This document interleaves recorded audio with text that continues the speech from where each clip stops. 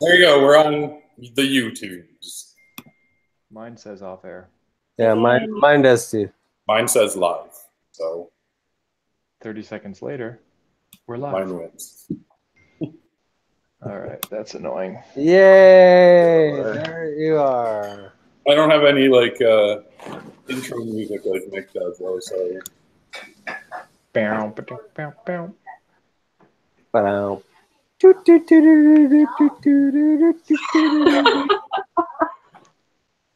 Hi, we got a fan. Thanks, Amanda. yeah,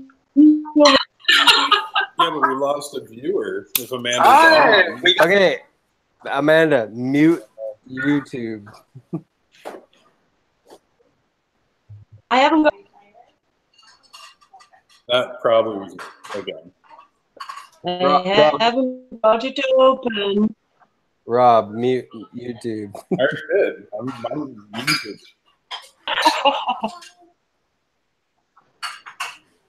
What's happening, everyone? So we just had a really good conversation that we probably should have saved for here. There's a crazy lag right now.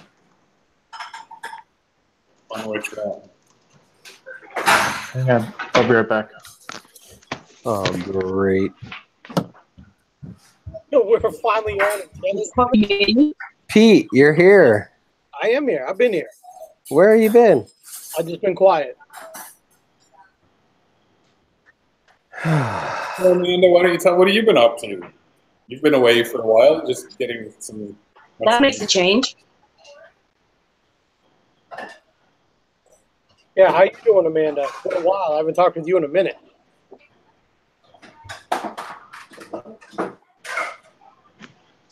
I'll say this like, I think Amanda's Wi-Fi isn't gonna hold up. no. Yeah. Amanda's Wi-Fi is. She's out.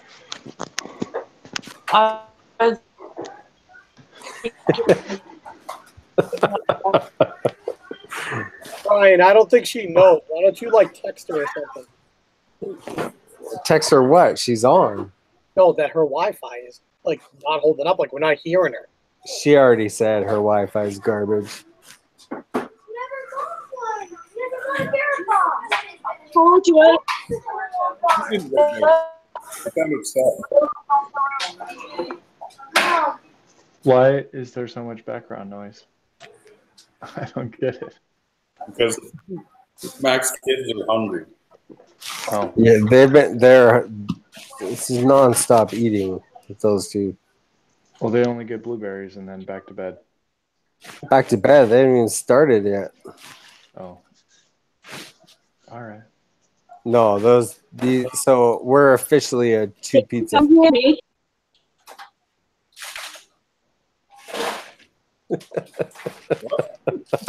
I don't know. Mac, how was your week? It was all If you right. can hold up.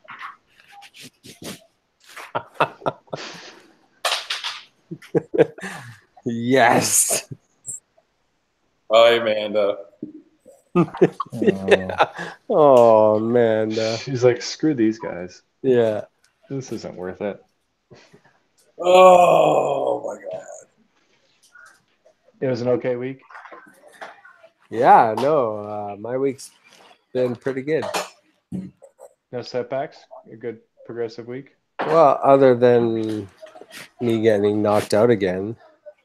That was This last week. And Oh, yeah, that was last week. You're good. You're back. No, it's been pretty good. Did you get in the gym this week? I don't know if I should. Well, I did something yesterday, but I can't say it on live.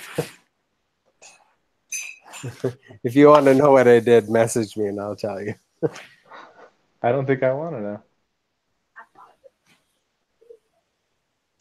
Hey Taylor, what are you building? I see a lot of like videos from you lately. A lot of good videos.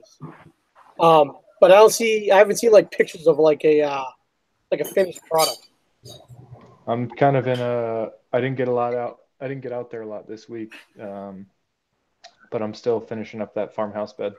Funny you say that, Pete. I see a lot of pictures of people who don't actually post any work on my feed. What do you mean? All I see is sponsor ads from people who used to build stuff. Oh, I see. Yeah. But Pete, so last week I talked about it, but I have the band is back.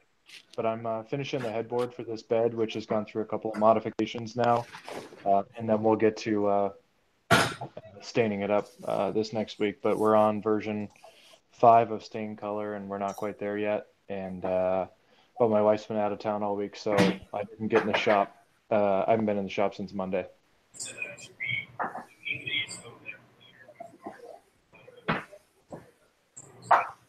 Feels like I'm talking to nobody, but there's 5 people there.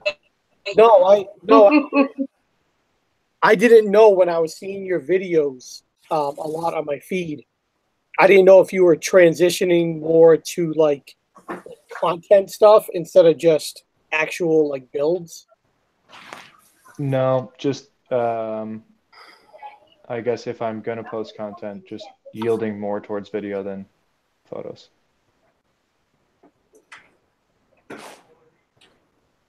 You were talking about and I couldn't quite see it on Instagram, but it might be just because how they lower the quality.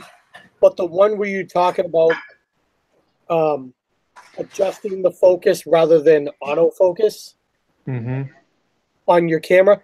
So, like, what camera were you using, and like, so what were your adjustments as opposed to auto? So what my camera does, and I would imagine most others are, it has 3 focus options. One is going to be your autofocus, so you kind of just hover over the taking a photo, right, and it picks up whatever you want to, and it puts little boxes around the focal areas. And then the second one is basically the same thing, but it doesn't show you the boxes. It just kind of gives you a focus. And then the third one is manual. So what I was saying is what I'll do is I'll put on the front one the focus or the autofocus, and I'll get about what I want to be in the frame, right? So if I'm doing drill press, it's got the material and just the drill bit or whatever. And then before I go to shoot, I'll flip that off of the autofocus into the manual so that it stays there. Because if you do autofocus and start moving something, it's going to pick up that movement. So it'll go off of where you want it. So Sure. I was just saying, what I do is I use auto to get it pretty much there, flip it to manual, and then I just dial it in a little bit from there, maybe a little zoom in, little zoom out, just to make sure that is where I want it. I got a great tip from you guys follow KJ Sawdust? Yeah, I've heard of Keith. So he's in Connecticut. He's actually near me, and he does a lot of videos, and his videos are really, really good. And so I asked him a question. Part of some of the problems that I've been having with videos, and when I transition them to iTunes, is it looks good on iTunes, but when then I transfer it to Instagram, it looks so zoomed in, like I'm missing half of the work. And he actually said what he does on his iPhone, like ape like around the edges, so that he's back further enough so that what he wants in the box is actually in the box. I thought that was a great tip. I never even thought of that, but I was always trying to figure out why. It looked great on iMovie and when I edited it, but then once I imported it into Instagram, I lost the majority of the shoot because it was so zoomed in the center. So 2 things there. One is, so whenever you're shooting like with your camera or iPhone, depending on how you have it tilted, it's going to shoot in widescreen. But IG is going to feed to a square shot. Right. So you can zoom out when you're posting and you'll see like a much thinner video, and that would be what you're shooting. But most of the time you want the square. That's going to give you the most time that somebody's going to see it scrolling through. So that's going to trim off the outside of that. So when you're shooting, you just want to zoom out that 10% or 15%, whatever. Yeah, and but what I'm saying, oh, here's we. Looks like he's joining. Finally. There he is. There he is. It's so easy getting on. You think So I figured out what the issue was. Okay. I was using Mozilla. Mozilla. Oh, okay. Yeah. Oh, I didn't know that thing was still a thing. I says, pardon? It's a thing. No, once I used Chrome, it was fine. I didn't realize. That's so funny. I use Chrome and it doesn't work. I use Safari and Google and it works. I don't know why it didn't work with Mozilla. Usually it works. So how's everybody doing? Well, welcome, buddy. Good. How you doing, man? Doing good. Doing good. Actually, my wife is horribly uncomfortable. Actually, wait a second. Nobody cares about how you're doing. The main question is, how's your wife? She's extremely uncomfortable. Yeah. Yeah. Oh, Dude. Oh, man. man. She's a little irritable, but she's in good spirits.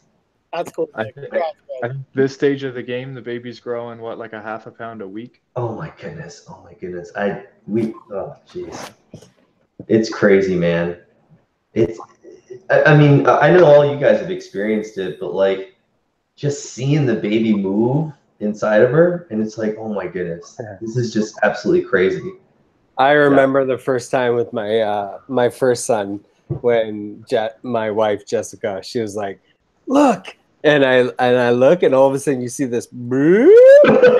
It's so mind blowing. It almost brings you to tears because you're like, "Oh my God, that's like me in there." Yes, it's crazy. Wait till she's born. It's a girl, right? I think. Yep. And wait till she's born. So after she's born, mom has to do her thing, right? So she stays with the nurses, and then dad has to go with the baby to get cleaned up. Mm-hmm. So you've done 9 months of all this waiting. Mm-hmm. You've labored for 24 hours. This miracle has happened, and then they got to take this baby in and get it cleaned up, and you just have to stand there. Your baby's just been born, and you just stand there behind the nurses because you can't do anything.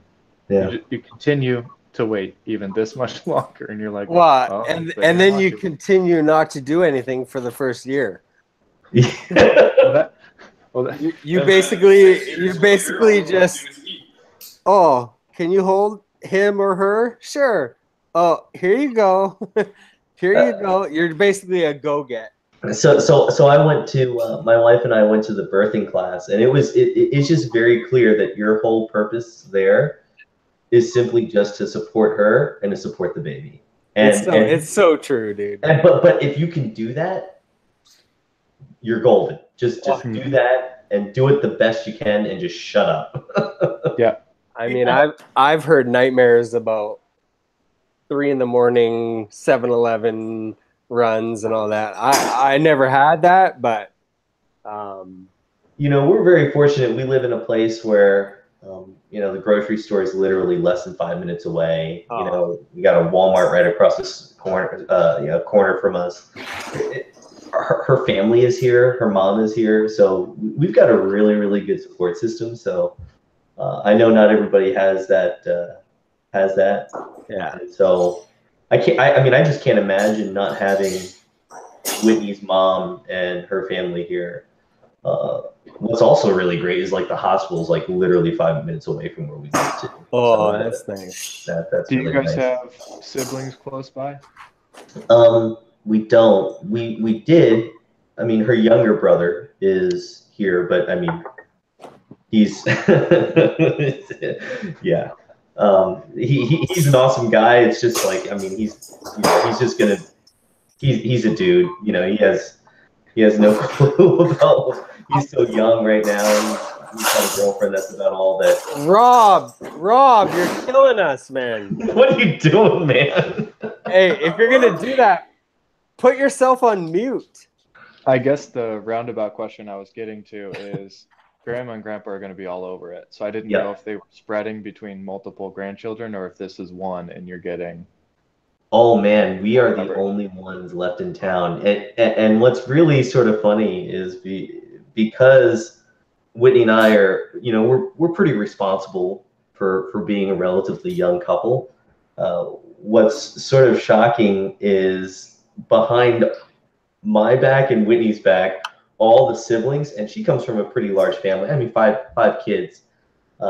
They've already determined that because we're still in town and because we haven't moved very much and I've got a pretty stable job, we're going to be the ones that take care of grandma and grandpa when they get older. It's like, yeah, we voted you guys as the ones taking care of grandma and grandpa. And we're like, hey, we don't have any say in this. It's like, nope. No. So, No. hey, whose Go YouTube beyond channel sweet. is this on? Rob's? Woodfeld Live. Oh, okay. I didn't know that. Yeah, well, you should subscribe. Yeah, well, I am now. Yeah. And Maybe- we're up to 6. Maybe it was just me, but my first experience, and I remember it like yesterday, is when I had to go and buy diapers for the first time.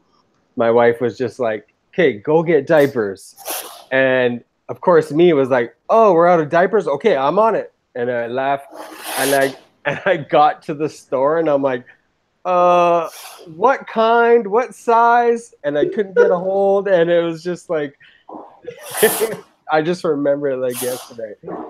And I think I bought like 4 different boxes of diapers. So I remember the first time Whitney sent me to the store to get like, Rob, what the heck are you doing? Rob, you gotta mute yourself, man. I have 3 kids. This bores me. I'm working. Yeah, well, mute yourself, because all we We don't hear mind is you you. Work away, but shut up. So all right, enough of that. I'm sort of curious with Taylor because, man, you're getting close to calling it quits, aren't you? Yeah. Yeah, we're gonna start looking for a house here pretty soon to move, and then that's gonna be the straw that breaks the camel's back. Do people? So I've always wondered how people sort of navigate around this, and I think Rob also has a little bit of experience with this too. I don't know if Pete and Ryan and Amanda, whether or not you guys have experience with this, but I mean, do people at work sort of know this, or are they aware of your plans, or is that kind of like they kind of know, but they'll know exactly when I tell them, or Yeah. how'd you go about? It's right down the middle. There are some that are just very aware that follow along and they ask me about stuff I post or projects I'm working on. And then there's some that are completely disengaged. Oblivious. Yeah. So there'll be some that'll be like, yeah, I saw that coming from a mile away. And then there'll be some that was like, wow, I always thought you just kind of did this for fun and whatever. So, yeah. So Taylor, what is it that you do 9 to 5 right now? I work in hospitality. So I work at a country club. Mm-hmm. I'm the membership director. So when people look at coming to join our club, I'm the guy who they go in between. It's more sales, I guess, than anything else. Mm-hmm. Mm-hmm. Yeah, And nobody had any clue for me. nobody.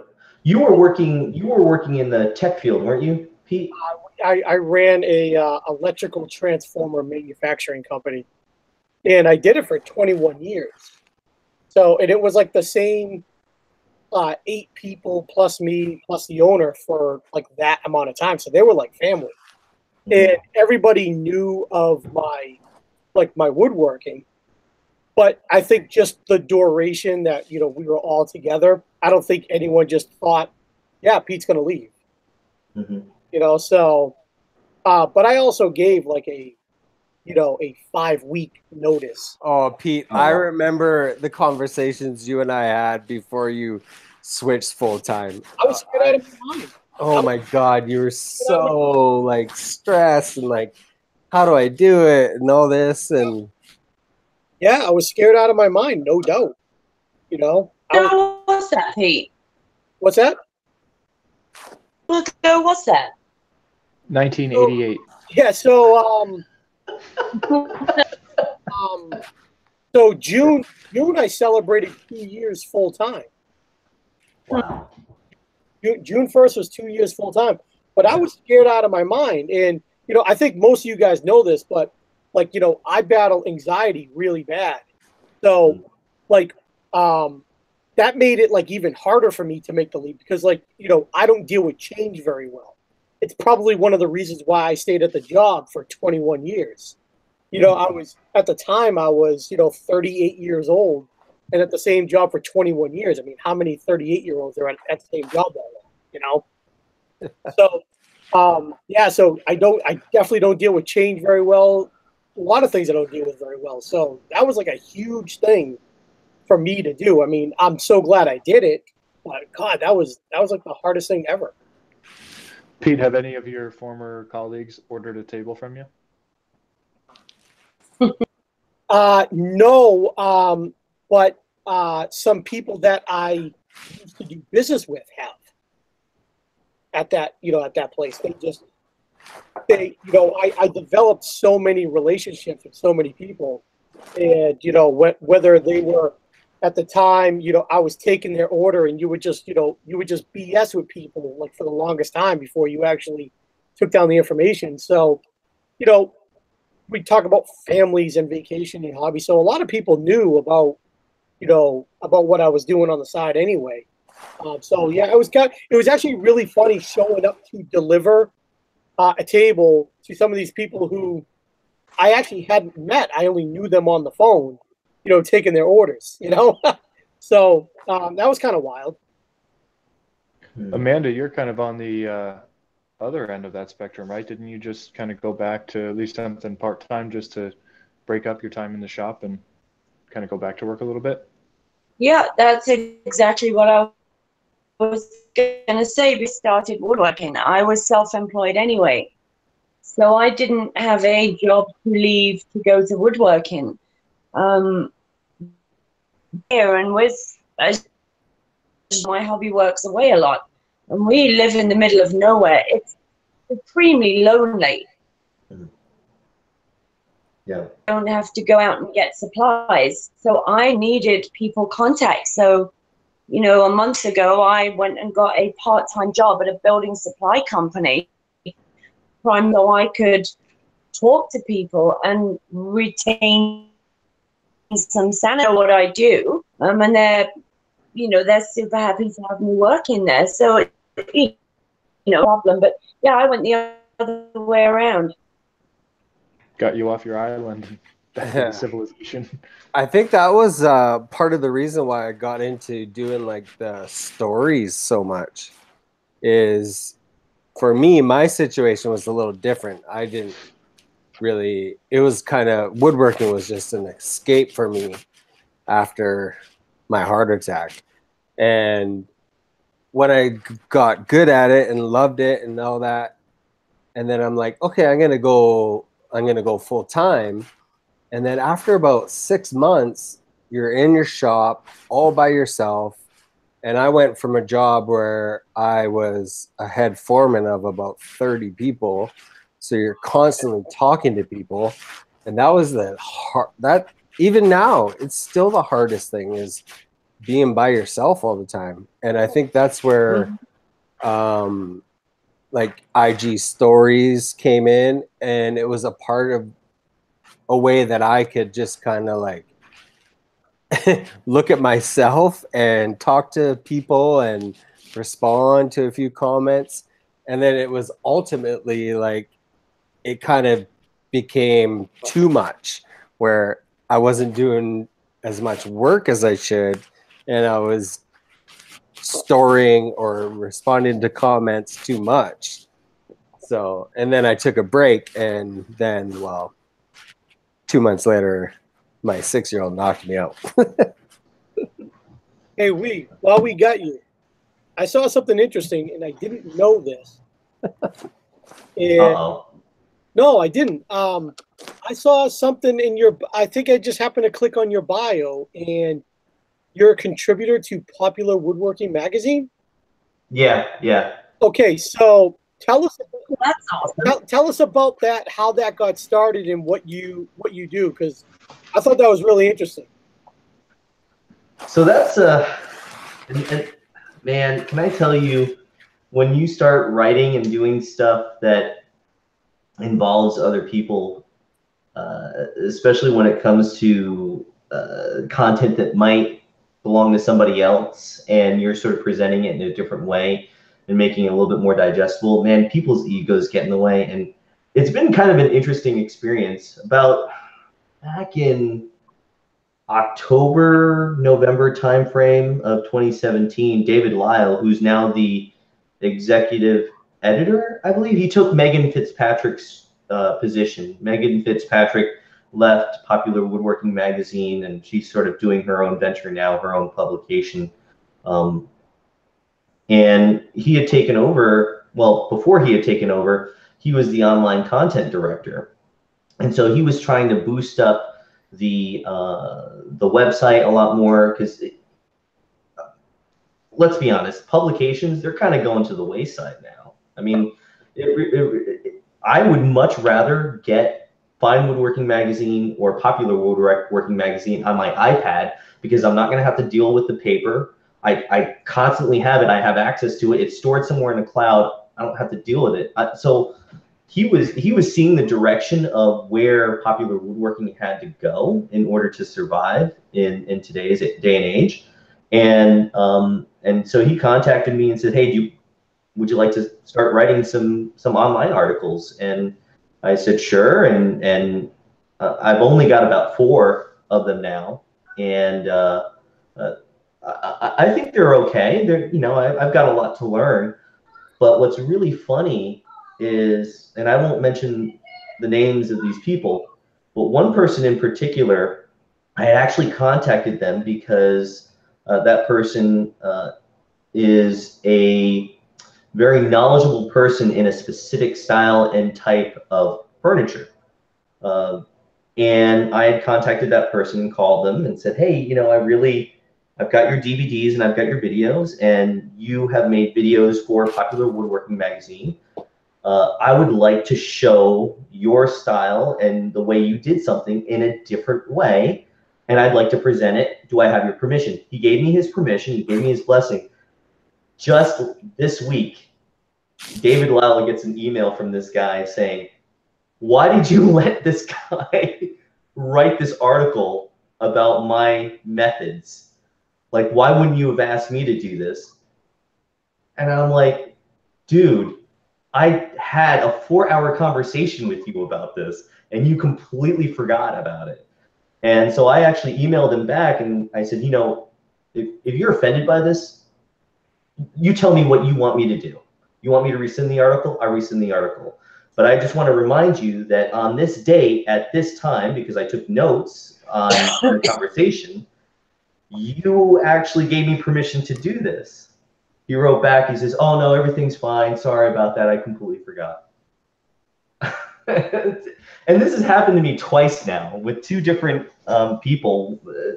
Another one is on when I wrote something about the sculpted rockers, and that was an interesting one, because I felt as though when I wrote that article, I gave the originator of the method that I used a lot of credit, and for some reason, because I named it in a different way that he didn't like, he kind of got upset about it.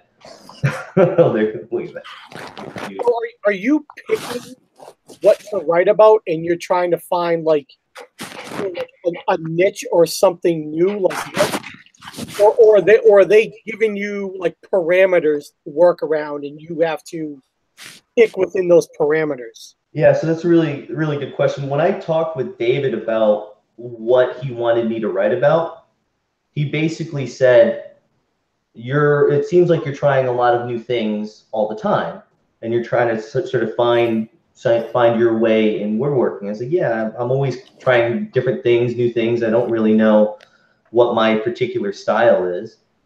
And he says, perfect, just do that. Whatever interests you, pitch it to me, and if it's good, we'll run with it. And so far it's been 4 articles that I've written.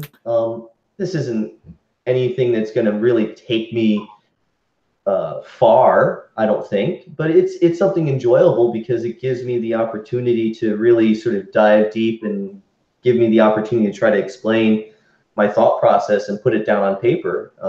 I've always enjoyed doing publications. When I was in graduate school and when I was in college, I did publications for my professors, so it wasn't anything new to me. But No, it's literally just whatever interests me in the shop. It was new to me to see it, and I was like really shocked about that because like I haven't seen you like promote it on Instagram to everybody, or if you have, I've missed it. I've always told you, I'm a big fan of your work. I always follow you, and you and I have talked numerous times, throughout the years, and just not once have you ever kind of said, "Hey, go check out my article on popularwoodworking.com." Anything like, you know what I'm saying? So, like, if I didn't see it in your bio, like, I still wouldn't have known about it, and I was kind of shocked that you haven't kind of, pushed it, like, for people to kind of check it out. Well, I guess because maybe in some way I kind of don't think of it as that big of a deal. I don't know. And at least for me, I look at it as an opportunity just to sort of increase my skill in some way. And so, and in a way, maybe if certain people see it, I might be a little bit embarrassed because I'm still sort of growing and learning myself. Yeah, sure. But well, you're doing an awesome job of keeping it to yourself right now on YouTube Live. Well done. Thanks. Don't worry. Would you say that? Don't worry. Would you What's say that? that his assessment? Pete, what'd you say? I said, don't worry. No one's watching anyway, so it's still a secret. Would you say that his assessment was fair, that you seem to jump around as far as styles or what you're searching for, or do you think that you are honing in on a particular style? I don't really have a style, and that's the thing.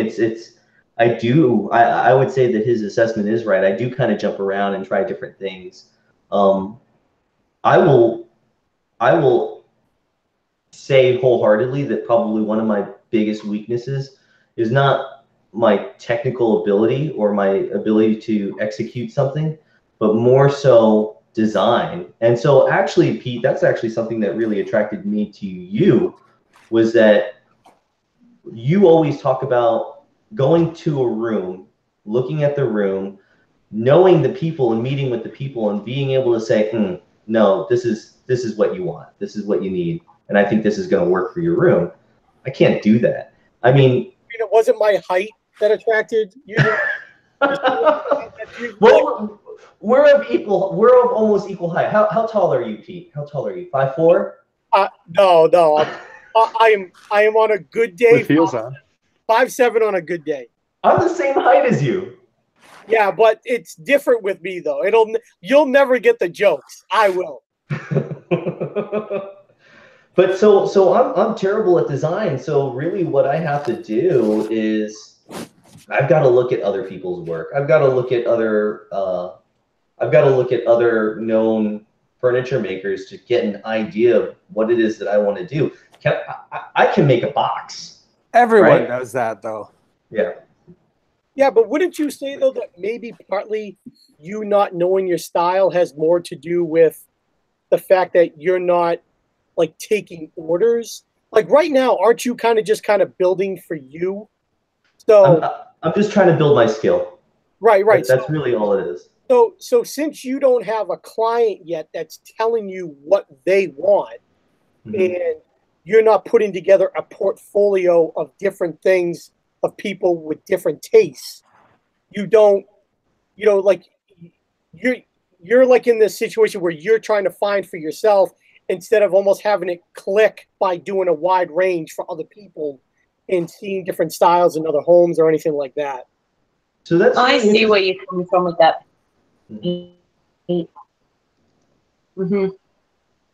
So let me ask you, Amanda, do you feel like you actually get more of a voice or are able to obtain more of your own style because you're working with clients?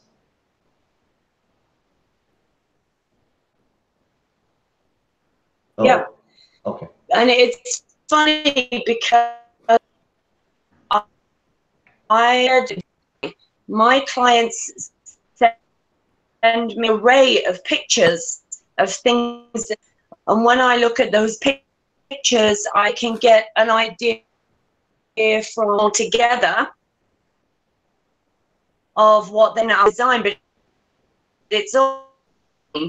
And every time I look at the things, I seem to have a me streak running through them. So yeah, style through building for other people. Someone is that God.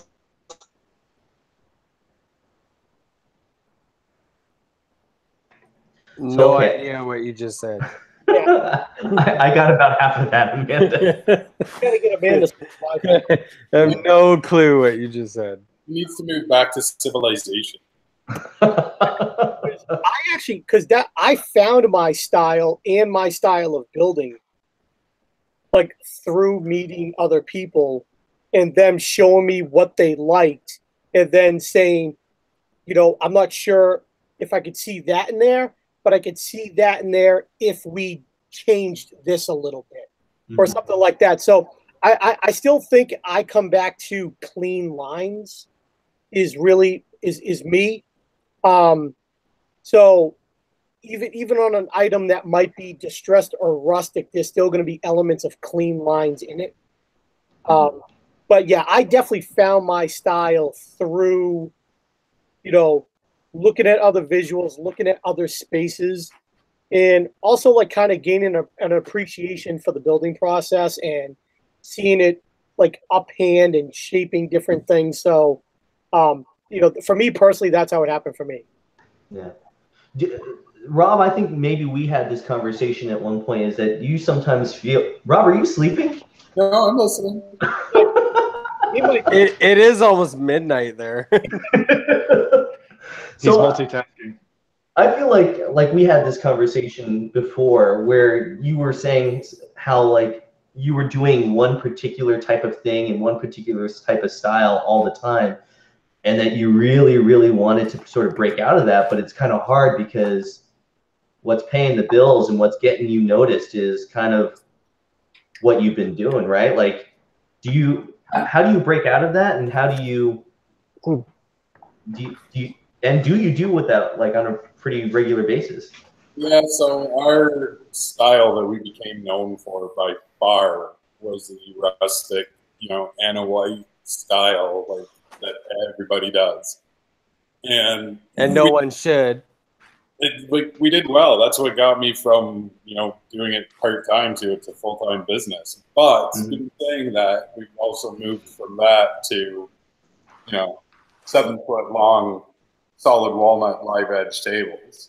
And that's where I want to go, and that's what I want to do. And I've been lucky enough that by building a couple and getting them out there, and even just showing, like, even just stuff I play with that not necessarily is for a customer, it really helps to broaden what people see you for. And, you know, I've got a few big jobs like this coming up where, you know, one's a 20-foot conference table, live edge conference table, one's a 28-foot river bar for a bar in New York. So it's starting to happen, thankfully. Rob, was your dislike? I thought it was more for just like the material you were using rather than the style. Yeah. It was both, for sure. I mean, the material that we were using to begin with was like everybody else, Home Depot, or, well, yeah, for me it's Home Depot. I never went to Lowe's.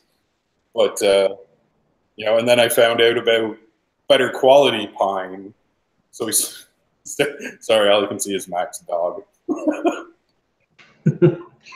So that seems to be maybe almost like the other extreme of that, right? Where you have a situation where you have quite a bit of clientele, but it doesn't, because of the busyness of maybe your work, you're not able to really explore or scratch that adventurous itch that you might have to try something different or new, because you're kind of like, you're just so busy with orders that you don't really get to explore as much as maybe you'd like to. No, like, I know that I'll never, you know, do dovetails or, you know, finger joints or anything like that, because honestly, I don't have time. Like, I don't have time to do it. Not right now. Like, you will. Eventually, maybe one day. You start pumping out walnut tables, you'll have time. Yeah. Well, hopefully. But if you want something enough, you order it. Mm-hmm. Yeah, well, and that's the thing. I mean, I wanted to get into the walnuts and the live edge and the steel and wood thing, and we've pushed hard to get through the orders of pine and get through the orders of bathroom vanities and cabinets and stuff like that. That I was able to put a few of these together, and now that people actually see them, they're slowly starting to order them. And a lot of our customer base is actually coming from up by Toronto instead of Kingston itself. So takes one client, dude. Well, that's the thing, is our name is getting out to the right people. Like, it's designers, it's like the personal buyers for like hockey players and stuff like that. You need to get one client in Vancouver. No, they're your clients. It's so hard, man. Like, I've tried. Like, it's hard.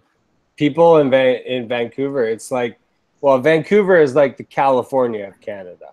Yeah. And Toronto's the New York of Canada. Well, it's just, I mean, Toronto, in Toronto, it's like, here, take 5 minutes. Take it all. I want what If you can get in with a client in Vancouver, you're making $20,000 tables.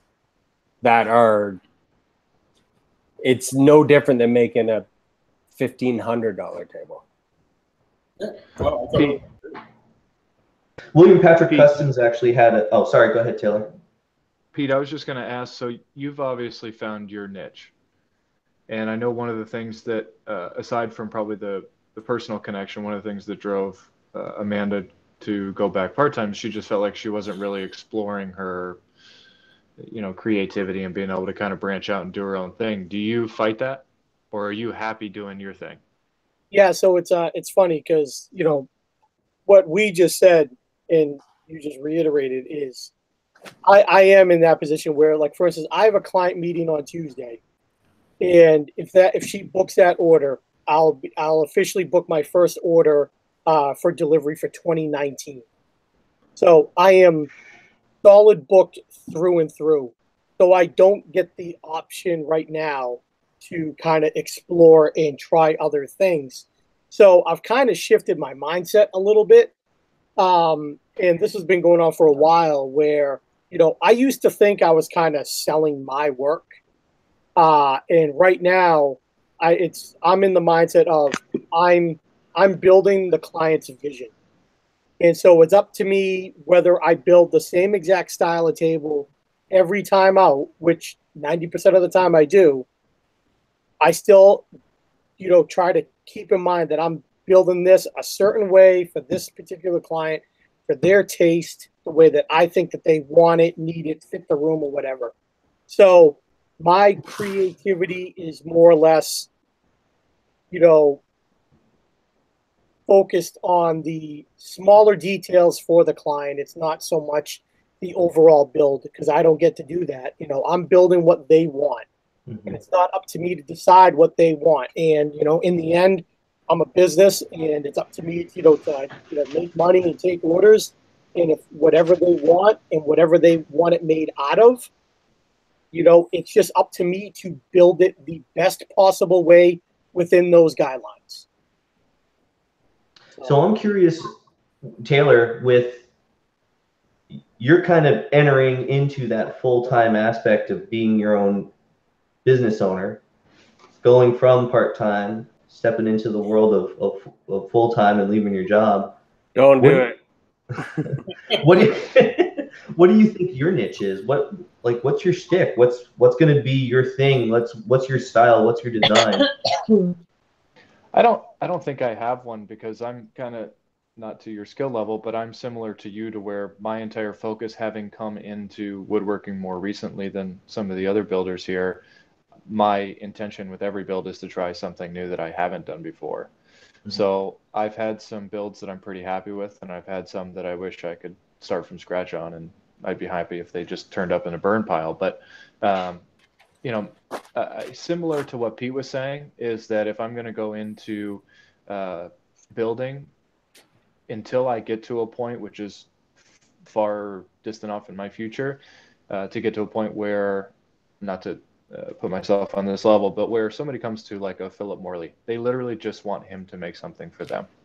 And that's the end game, is to get to where somebody just trusts, having seen what I build, to where they just say, look, I want one of your tables in my house. I want one of your dressers in my house. And I'm like, I'll come and look at your house and say, what's the color scheme we're going to work with and what's your budget? And we'll go to work with that. So that's kind of the niche that I would hope to get to, but I don't want to put myself into a particular niche, because I want to do live edge. I want to do, but I also like very square ends. I do want to do I want to make sure that I'm not doing anything to put myself into a niche. Yeah. So, Ryan, sorry. Go ahead. No, it's okay. I was going to go ahead. About you got sick because you built an amazing array of this. So where were you wanting to take your business? Well, right now it's not any business at all. It's simply just me building for my family. I haven't made a dime off of woodworking. What I would like to do is purely commission work.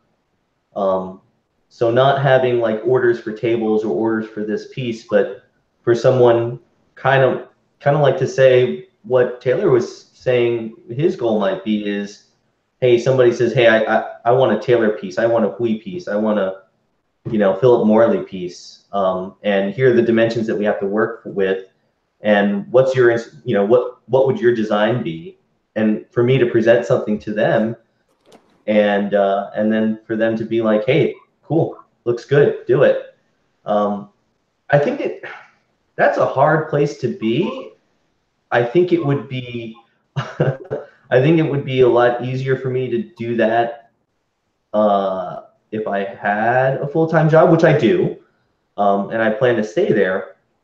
But I think that's where I would fit into that equation of doing pieces for other people. It would be, I would just need to have that freedom to be able to say no. And I think you can only do that if you have the stability of a 9-to-5. And while I would love to entertain the idea of building woodworking full time and furniture design full time, it's just don't do it. Right. I'm not saying anything new. Like, you get to build what you want right now because you have a steady 9-to-5, that you have a steady paycheck. You don't have to account to anyone. When you do this full time, it's a shitload of work. And unless you have a massive shop where you can produce 3 tables a month, it's hard to get ahead. Yeah. You can make money and pay the bills and maybe go on a trip once a year. But unless you're building 3 or 4 things at a time every week, you're not going to be able to take a month off.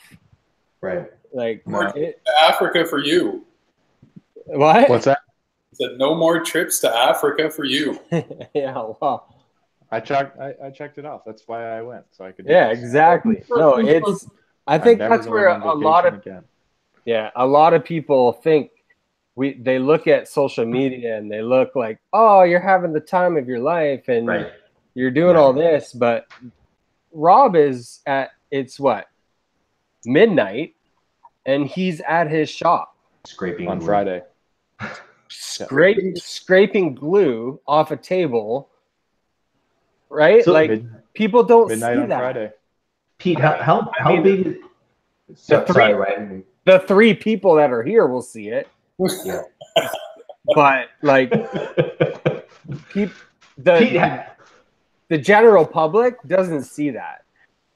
People see, this is where I like posting failures and when it doesn't go right, because no one sees that side of it. Everyone sees the beautiful shot, the final product, look at me, I'm cutting perfect dovetails, but the 40 before that were crap, and the $1,000 I spent on wood practicing or whatever. No one sees that. You were the one, Ryan, actually, that sort of opened my eyes to that too. Was that, you know what? It's okay to show that. Yeah, exactly. Yes. Yes.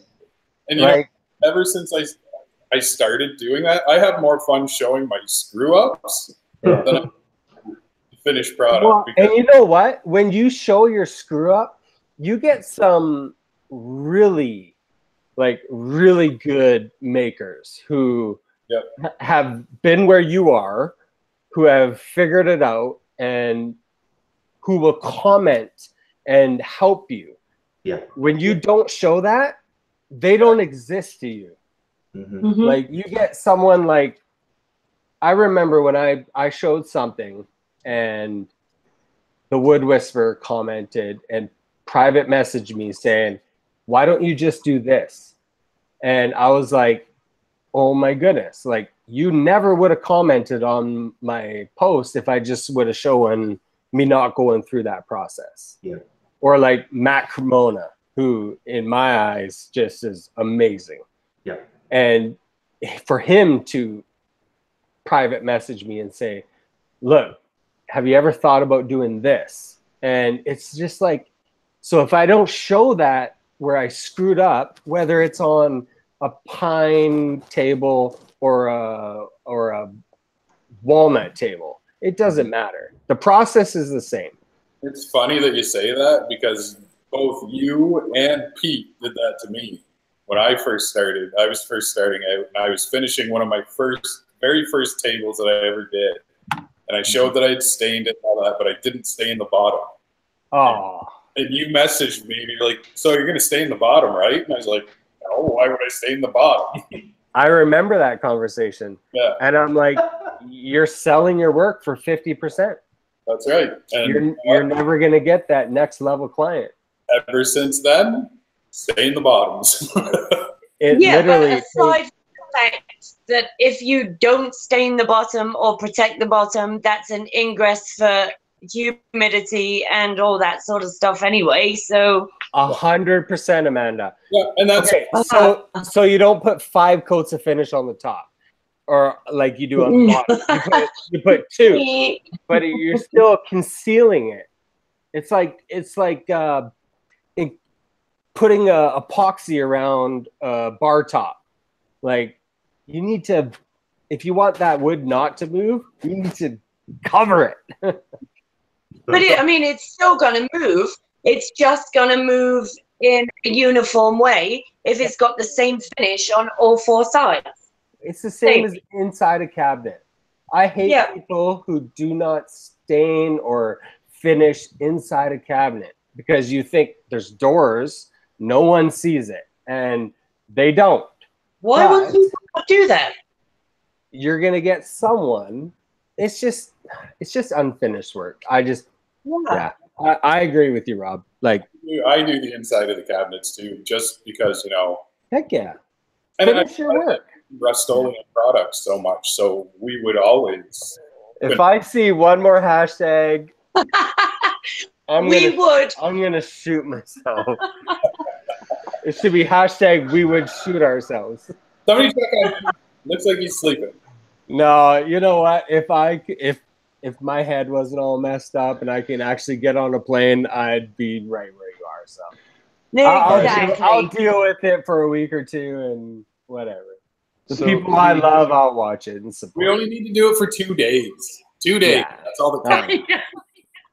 So on there's only 2 of us doing it. They already know who they're picking anyway, so it doesn't matter. On the subject of sponsorships and tools, and I know a couple of you have been pretty fortunate with companies taking care of you. With your growth, there's no way that there aren't companies approaching you to have their tools in your shop or have you do something with their tools. What is your kind of outlook on either not makers that do that, but do you distance yourself from that? Have you entertained any of that, or what's your kind of thought on any of that? You're stupid if you don't. I am more than happy to entertain it, but there are certain things that I won't do just because that's just not me. That's just not who I am. That's not what I want my feed to look like. Hugh, pound it. Yeah. Thank So you. so like, listen, there's nothing wrong with. I see nothing wrong with a company sending you a whole bunch of glue and say, hey, could you try this out? Give me your opinion. If you like it, post about it. You'd be stupid not to do that. Absolutely. But what I don't quite understand is we know where you're going with this. it just where you don't when everything just becomes an advertisement, I can't take you legitimately. Oh, I hate You're a billboard. All I can think about is like, what's that NASCAR movie? I hate that. Yeah. All I can think about is. So okay, so Pete, you're a great example of like you're a user. Yes, is that the new Fuji Mini? Yeah, Jim sent this to me. Oh man, that's nice. I know. What a sweetheart, hey? Look at these Graco boys googling over a little Fuji gun. Man, that little nice like little detail gun, man. That thing is awesome. But Pete, yeah, you know what they do? They make something just like that. It's called spray paint. Spray paint. He sent me a note saying, "I saw you using spray paint. I wanted you to see this and try it." Oh man, that thing's sweet. It's like, okay, and I had no idea, none whatsoever. It just showed up in the mail today. Yeah, that's awesome. Listen, you know, I see Pete. I see that you use certain tools, right? And you'll use them, and you'll say, "Hey, I really like this tool." Are you saying Pete or are you saying Rob? No, Pete. Oh, Pete. Rob sometimes too. Well, no, because the last time you said Pete, but Rob answered. Oh, I'm sorry. See, I was supposed. I'm getting used to. I got to try get my American on here and just talk over top everybody. Yeah. Hey, we're still even, Rob. We're still even. 3-3. 3 Canadians and 3 Americans. But Taylor, to answer your question, I see nothing wrong with it. I think a good example is Pete. We see that he gets sent tools because companies he has pull, he has draw, and he said it multiple times himself. I will not back something up if I don't believe in it. And Pete, all we can do is take you on your word from that. But the truth is that we see you use the tools that you use all the time. So it's not like, and we see the finished product from it. So it's not like, we see that thing one time and then that's it, and you're done, and you got your payment for whatever to do what you did or whatever agreement you might have. But that's not what we're seeing. Yeah, my big thing, and I tell every company this before I accept anything, is that, I'll accept it, as long as you're okay with an honest opinion on it.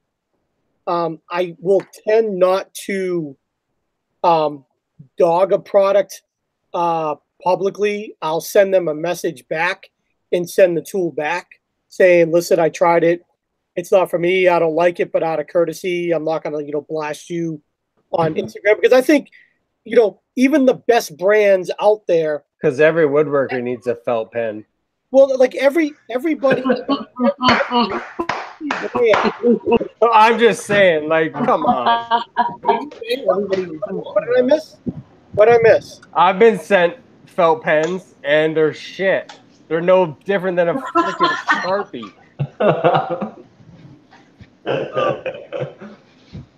Yeah, you want to send me a Sharpie? Sure, great, thanks. I'm sure my kids will love it. So, and I also tell. I don't know. Is that just me, or did I just go way off? Sorry, that's my just being real personality coming out. I also tell them that I'll post it. I'll post it when I can actually use it. Like I'm not just gonna like basically take a selfie with a tool and be a billboard. It's gotta be like a natural post. Like I've got to be able to use it, and then I can show it. Then I'll have a problem.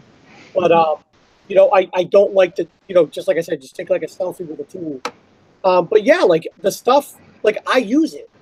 And all I know is you need a freaking Rotex to get off a rev marker. Ryan, you're still on a freaking red marker. Well, I'm just saying that whole push of a freaking felt pen was, oh my God. People were thinking it's the best thing since sliced bread. It's a felt pen. Who uses a felt pen in woodworking? Nobody. I have to admit, I kind of wondered that too when it first started. And you know what? And they've been great. Like they donated to the GoFundMe for me. So as a company, they're doing it right. Let me tell you, they're doing it good. Like their advertising and marketing is top notch. But I mean, I'm a woodworker. I don't use felt pens. I don't care how fine of a tip it is.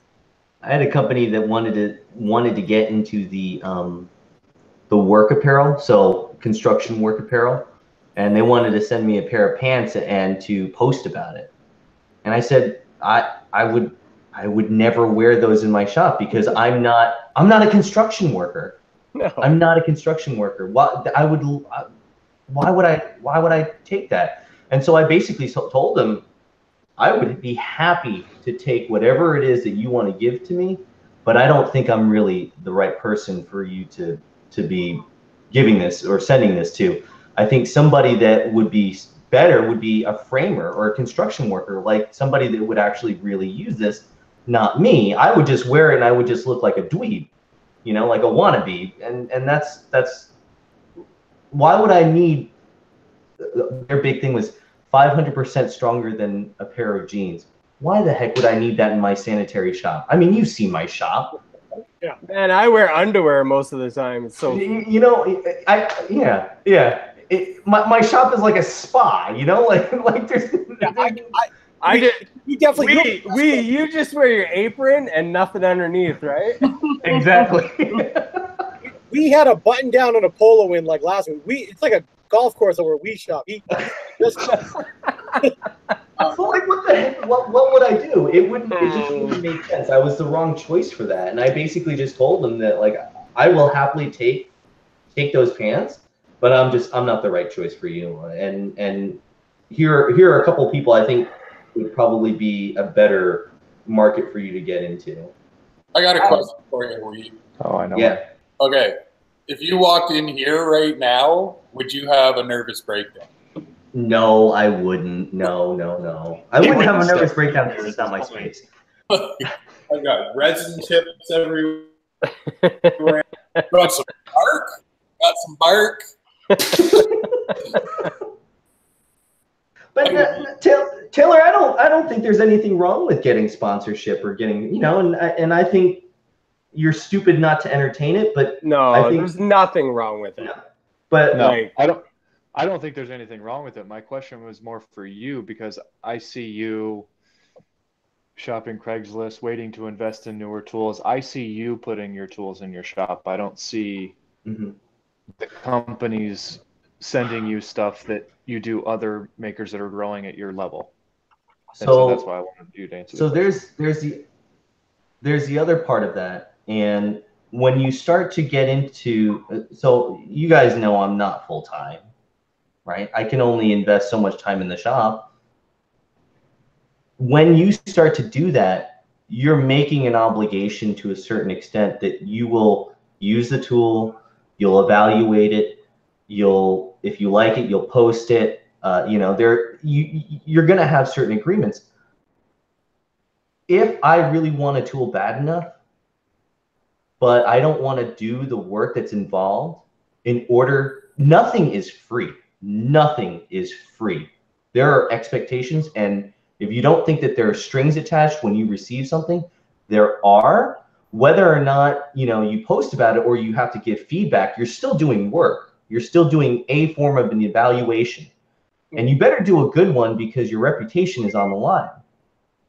So it all boils down to you making the right decision with the product to be sent, and then it doesn't become one. I work with a couple of companies that I'm happy to promote because I legit use them. It gives me something to post for content they want. So that's down to you choosing what you to work for you, you know, and then it's not a job. Right. Amanda, we all know you're in the top 3 for RO Canada. But to be fair, I mean, how do you not have the finishing queen representing you in the top 3? You don't even have to post. Just message them and say, look, I don't really want to partake, but are you sending me or not? Oh, get out of it, Ryan. So what's RO Canada? It's not. Hey, I did that, and they said. The question is, are they flying her coach? It's not that at all. It's not whether or not she goes. Rust-Oleum are not a stupid company. They want somebody who's got a good reach and who has good interaction. My diabolical. So I could be, you know, it takes assisting people. Hashtag F star pound. Yeah, it's a touchy subject, which is why I'm very picky about, you know, who I'll work with or what I'll accept, because we all know, and we could name off the top of our heads, the ones online that take anything and everything for the sake of doing it, or for the sake of getting a buck, or you know that they're a walking billboard. And the thing is, you can't trust those people. Those are the ones that you cannot trust at all. Right. But Pete's getting paid by ISOtunes right now.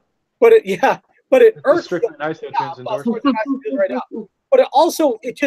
But you know, like when you scroll by their feed, it just irritates you. You're looking at, you're like, oh God, like here's another billboard thing. Like, you know, like stop it. Like, you know, not only are you a terrible woodworker, you're using it wrong. Like, you know, just so I'm very like cautious of that, because I don't want to be seen as, you know, as someone who does that.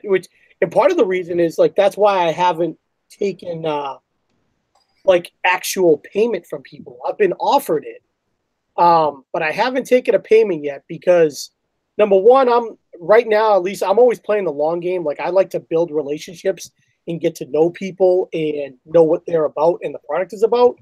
But I also, you know, I tell every company that my name is worth more than anything that you're going to pay me. So, I don't know about that. No, it's true. No, it is. I don't know. If someone came to me with a price, my name ain't shit. No. What? I'm just being real. Like, come on, dude. Yeah, if someone's coming to you with a pretty good financial plan, your name is nothing. I don't think it's going to be anyone's going to approach me with something good enough that will make me, walk away from like the way that I wanted. It's because you're an Instagrammer. Well, it's not that get on YouTube, and then your whole story will change in a heartbeat. Yeah, but we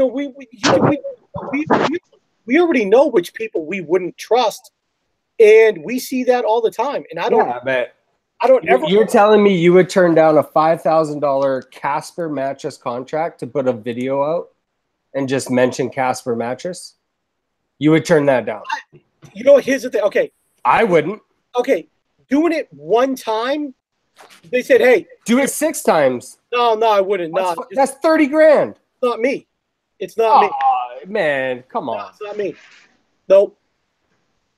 I'm going to call you out on that. No, well, I mean, calling you out, because I'm going to lay my head down on my Casper mattress while you call him out. Yeah, exactly. Good. Yeah, exactly.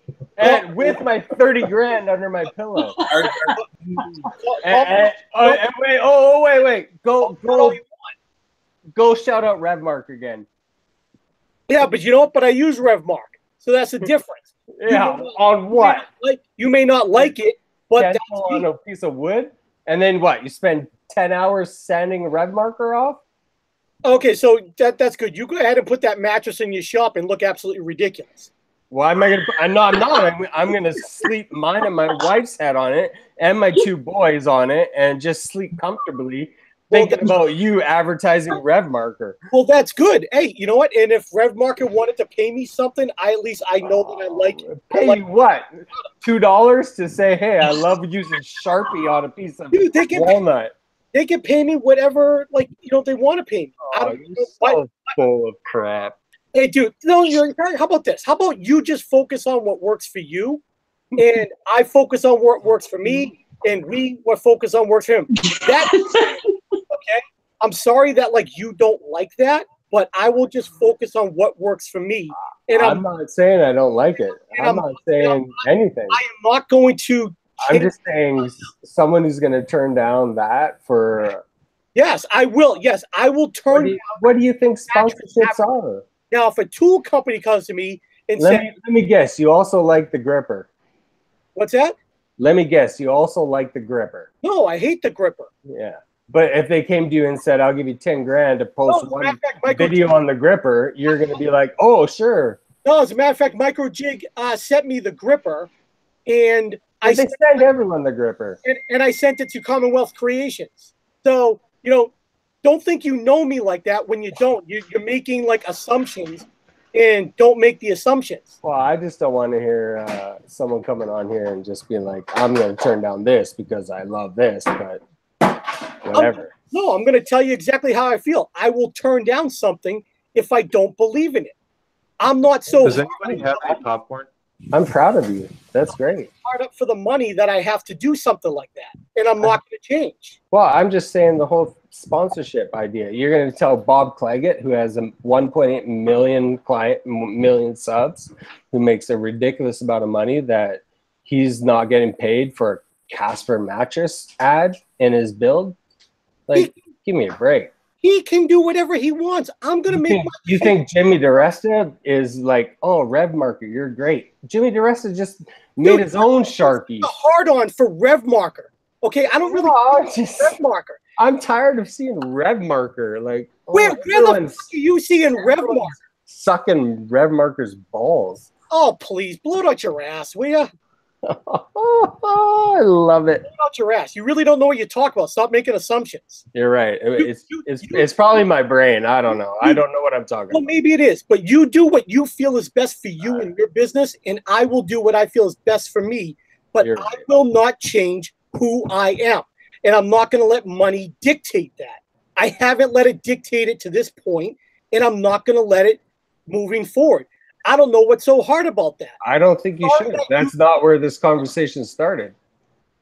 That's exactly how the conversation started. No, it's talking of you saying, oh, I've been offered money from blah, blah, blah, blah. Okay. Blah. Give me a break. And I haven't. I've turned it down.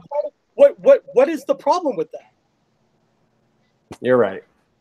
Seriously, what is the problem? There's no problem. You do you. That's great. You're doing a good job. What I use. Keep going. You're doing great. Oh, okay. Well, how about that? See, I remember once upon a time you pumping a Jord watch, a $300 wood watch. Who the fuck is going to pay for that? Yeah. Really? Yeah. So I mean, like, listen, like, don't be so quick to throw stones. Because that wasn't just a free watch for your liking. Okay. And I still wear them to this day. So. I still use the RevMarker. You may not. I use it. Ladies, are you done? Well, I'm glad you're a metal worker. Are you done scraping glue? What are you doing over there? I'm listening to Mom and Dad fight, and I don't like it. No, that's Grandma and Grandpa. True. Taylor, I do search Craigslist still actually for some things. Yeah, I'm ever since I started getting on the lathe, I've been eyeballing it. I mean, I'm not going to use it enough at this point to go and pay retail for one. Right. So right. I found a really nice Grizzly from 2003 that was on for $200 the other day, and I made a guy a full price offer. I said, I'll come pick it up Monday, and he rescinded it, took it down, said it was damaged or something. But in the post, works like new, runs excellent. I'm like, this is going to be sweet. He sold it. Yeah. He sold it. It was a 12 or 14-inch diameter, 40-inch long. Like it was gonna be perfect for table legs. Oh It yeah. was perfect. You know, like, this is sweet. I saw somebody, actually a friend of mine, who and I know you don't necessarily need a duplicator, but if you're able to find a duplicator for a decent price, I think it's definitely worth, you know, getting one, right? Especially if you're going to be doing a lot of table legs. But he actually mounted the duplicator on the back side of the lathe and put his lathe in reverse, and that allows him to keep the duplicator calibrated and on his lathe, so he can turn those one-of-a-kind pieces in forward, and then in reverse he can do all of his duplicates and not have to take off the duplicator. I thought that was a really neat thing. Yeah. So I'm fascinated by the lathe. It's so much fun. yeah, I wish I was better at it, and it was one of those things that I had found a lathe on Craigslist for really, really, really cheap here locally, and I didn't need one, and didn't at the time didn't really know how to turn. I still don't really. I mean, I know enough, but I sort of jumped on it and got it, and man, that is definitely a beast. But I don't use enough to justify buying a new one or full retail for it. But I still scour Craigslist for different things, and I've actually found a couple of things for other people. Like I'll buy it and tell somebody about it and give it to them, sell it to them. So done that a couple of times. But used tools are great. I mean, I have never tried that too. Say again? I'd a lathe too. That's one thing I'd love to do. Mm-hmm. Is turning? Yeah. Yeah. Yeah. So much fun. I've only been on a lathe twice, and it was so much fun. It's so counterintuitive to what I know about woodworking, and that's what sort of makes it hard for me to sort of grasp. And one thing that I think is, well, that I know is hard for me is the ability to see a 3D shape from just like a solid block of wood, and just say, oh, I'm gonna. That's hard. That's not easy for me to do. Now, Taylor, you have access because of your local, because of SoCal. You actually have access to quite a few lathes if you need them, right? Yeah, one of the guys in SoCal Woodshop works at Woodcraft, and they have a teaching room in the back, and it's got the Jet, not the Mini, but it's got whatever the next is up. I want to call it the MIDI, but I don't know if that's what it is. It's like a 20-inch capacity. Yeah.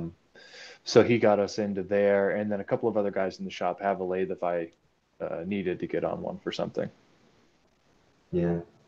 Do you guys actually have access to community shops? I mean, one of the things that I am fortunate enough to have is that I work on a military base, and so whenever I need that giant 24-inch helical head planer, I actually have access to one. Do you guys ever find yourselves going to like community workshops and using that for the once in a while type operation that you might need? No, because my nearest community workshop is 2.5 hours away, so no. I don't think they have one out here. I think that they have like some like classes you could take at a tech school. Mm-hmm. But I don't think that there is any type of like community thing. That would be kind of cool though. If anything, just to like meet more local woodworkers. Like part of the best part like of IG was kind of learning about people in my area that actually do woodworking. Yeah. Which was kind of neat. I mean, that's how I found like Steve over at Grain Creations and Brendan at Be Inspired Designs. Like I had no idea that these people were around. Made new woodworking. He's a couple towns over, so it was just kind of cool just seeing like the local people. Yeah.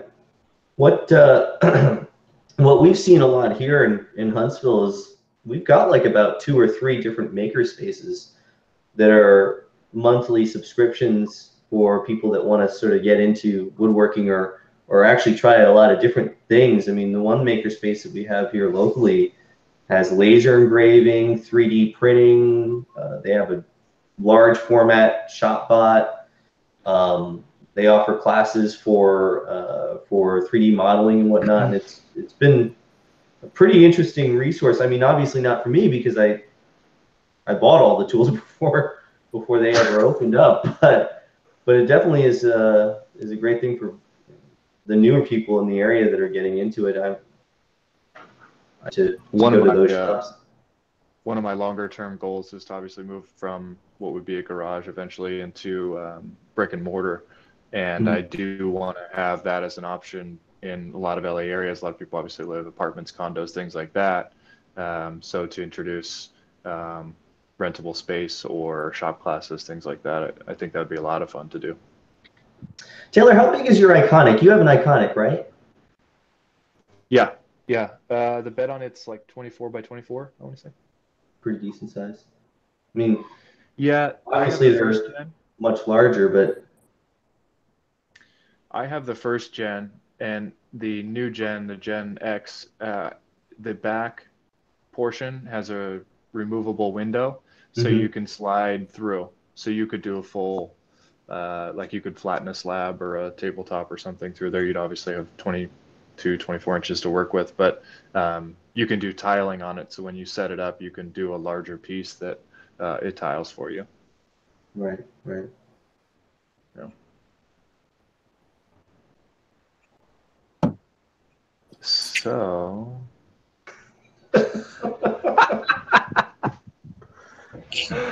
Oh Pete, boy! what do you got there? Is that traditional Diet Coke? It is traditional Diet Coke. Do you have like vanilla powder or something that you put in there? No. That's just traditional. Hey, I'm 40 now. You can't lose that weight that easy anymore. 40. Oh my goodness. Oh, that's tough. I'm about to be 31, and I got like 7 or 8 grays in here. Pete, when's your birthday? May 21st. Happy belated 40th, brother. Oh, you children.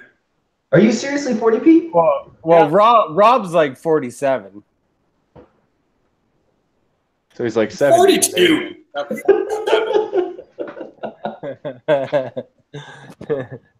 Taylor, you're only 31, huh? Taylor's the baby of the group. Yeah. How old are you, Mac? I'm 39. 50. Oh, dang. Well, my body's 39, but my brain is about 67. Yeah. So. I mean, if I get in a fight with a 5'4" midget, then, well, you know. Oh, Petey, I love you. Pete, yes. Look up. Yeah, oh, God, that's gross. I'm texting my wife. She's on her way home from the Taylor Swift concert with my daughter. Pete, I sent you a message, buddy. I will check it then. Okay, good. Did you guys make up? Well, were you in a fight? I thought that was just the normal Pete Mac banter. I didn't know we were in a fight. Pete, are we in a fight? I'm calm. I'm cool. We can move on. Pete, do you need me to come over there and give you a purple nurple? Because you know what? Because at 40 it doesn't go away for like 3 Well, you know what? Our show sucks so bad. We need a little life to it. So. This will get us millions of views. We're gonna get up to maybe 9 or 10 viewers now. Where's Nick, by the way? What's up? He's on vacation. He's a slacker. That's where I'll be for the next 2 weeks after today. Where are you going? But I'll be watching, Pete, so you better not bash me too much. Wait, what did I miss? I'm just looking down at my phone. Yeah, well, here we go. Where you going, Mac? We have a place in Osoyoos. Yeah. No, it's a place in the Okanagan. If you check out Rob's story, he's doing a map of the lake. Send me that address, by the way. Yeah. Oh, yeah. I got to get that for you. But my parents have had that place for 50 years. So they started camping there when they were 17.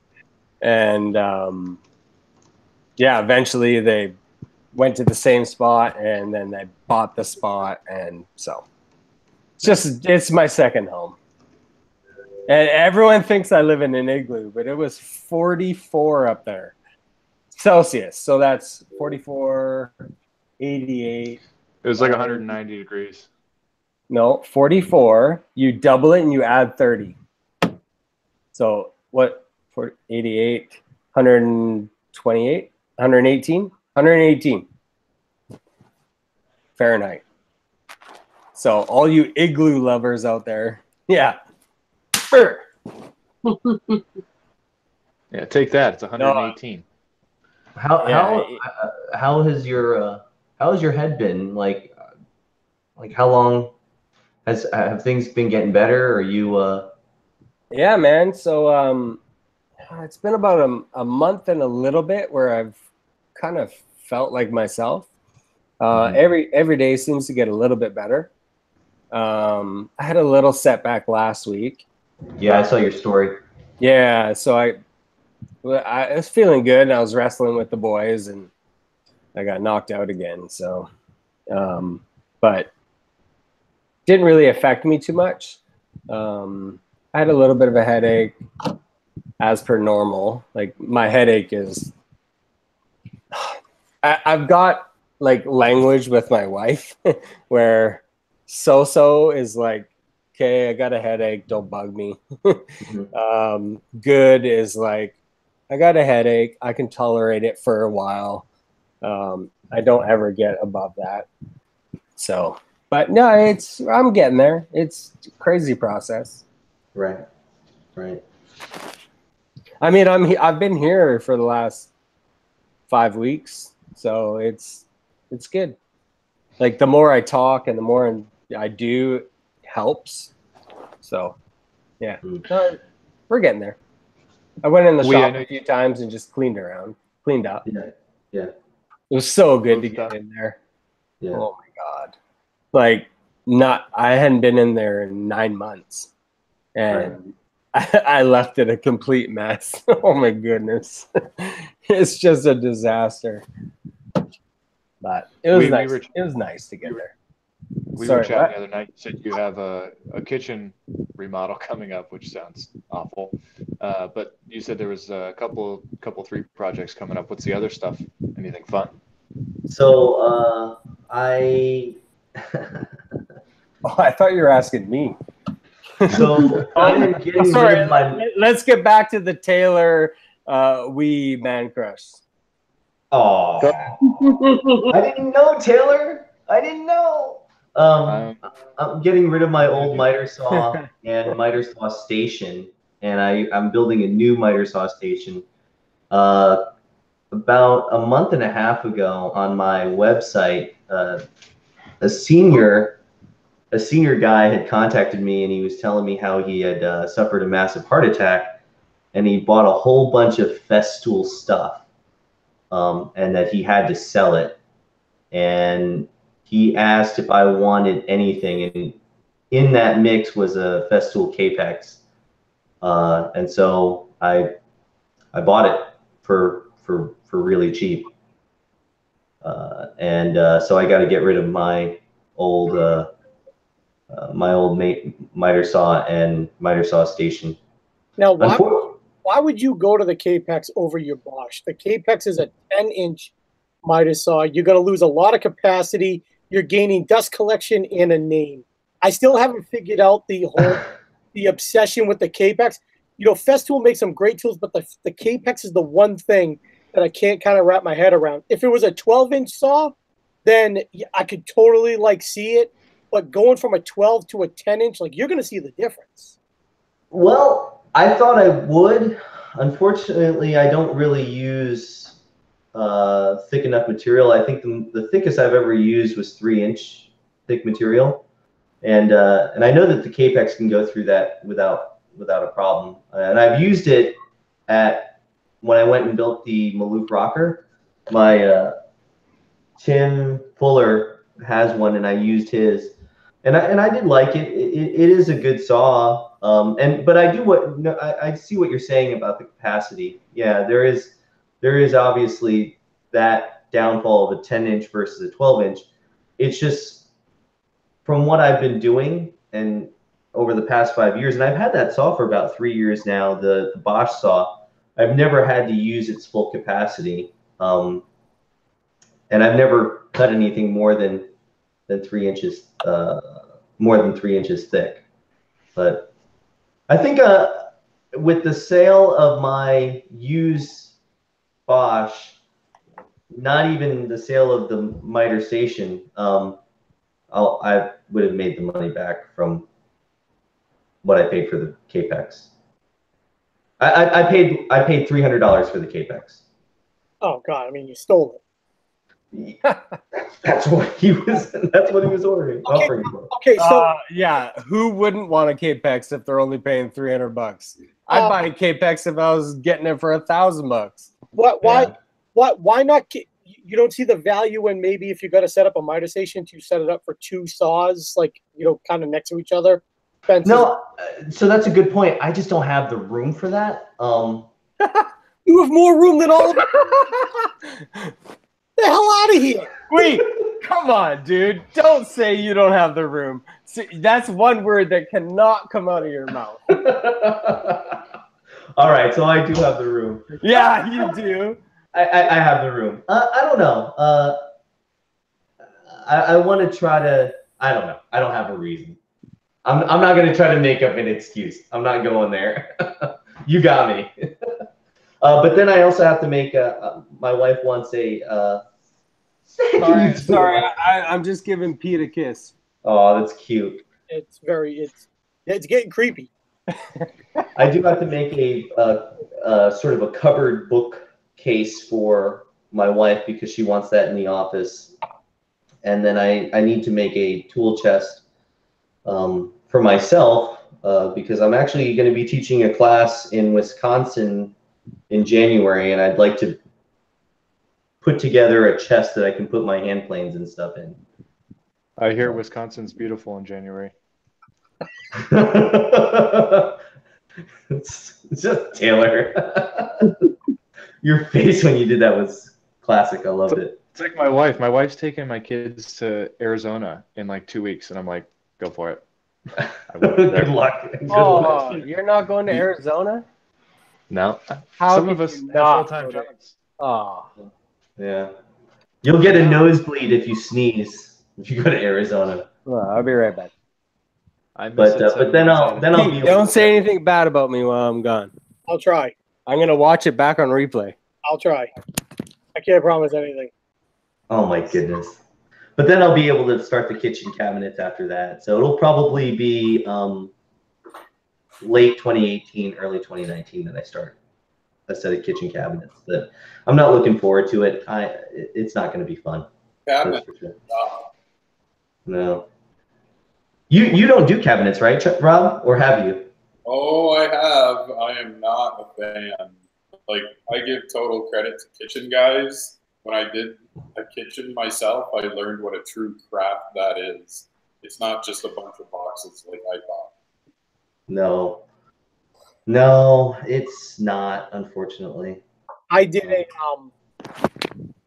a kitchen in Boston, and it was funny because the deal was that I made them and he installed them, and I did it, but I think I was naive to think about just how easy it was because, after talking with him during like his installation, I don't think I grasped back then even being off like half a degree to a degree can mean to like installing, kitchen cabinets, especially like in a tight space, like in a Boston apartment.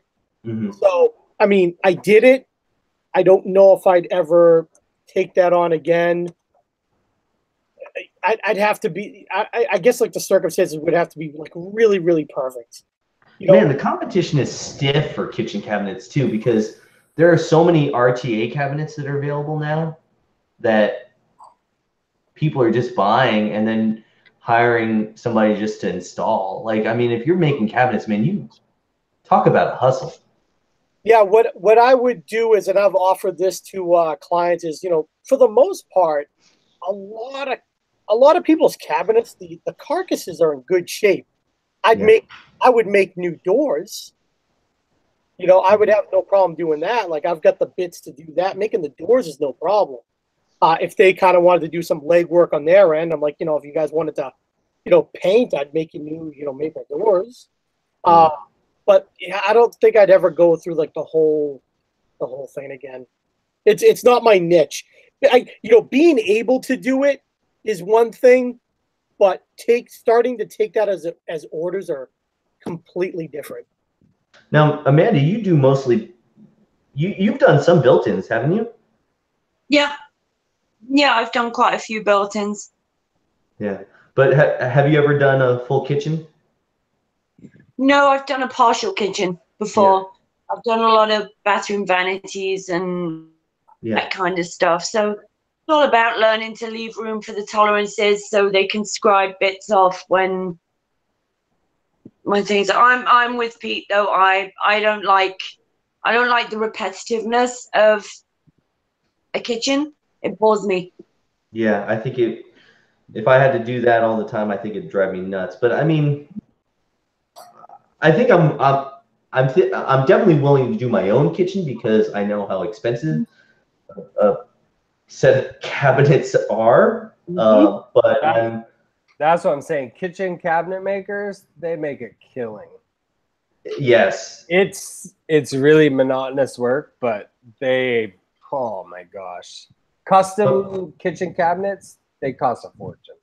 But man, they hustle, man, and it's like it's the same repetitive thing, making carcass box after carcass But the problem is you can get the same look from IKEA for a third of the price. Yes. And install it yourself, which saves you $500 right there. 500. Holy crap, man! The install is like the hardest part. The what? The install is the hardest part of it all. Yeah. Yeah, but if you know what you're doing, it's nothing to install them. Amanda, we've talked about this on episodes before, and I can only guarantee you were watching. What's your dream project? What would be your dream build?